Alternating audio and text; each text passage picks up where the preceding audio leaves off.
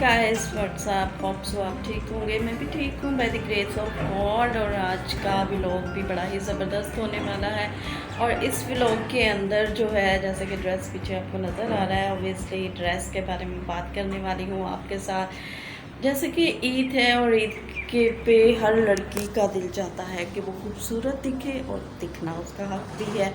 तो फिर मैंने सोचा क्यों ना कुछ कलेक्शन जो है आपके साथ शेयर कर दी जाए। और ये ड्रेस जो है काफ़ी अच्छा मुझे मिला था, ये वाला ड्रेस। और इसी तरह के बहुत सारे डिज़ाइन मैं आपके साथ शेयर करने वाली हूँ, और वो बड़े ही ज़बरदस्त हैं। मुझे तो बहुत अच्छे लगे हैं, होप सो आपको भी अच्छे लगेंगे। और आप अगर चाहते हैं खूबसूरत दिखना और वैसे ड्रेसेस सिलाई करवाना चाहते हैं तो चले, फिर मैं आपके साथ शेयर करती हूँ। तो मेरे साथ वीडियो पे चलें और देखें। और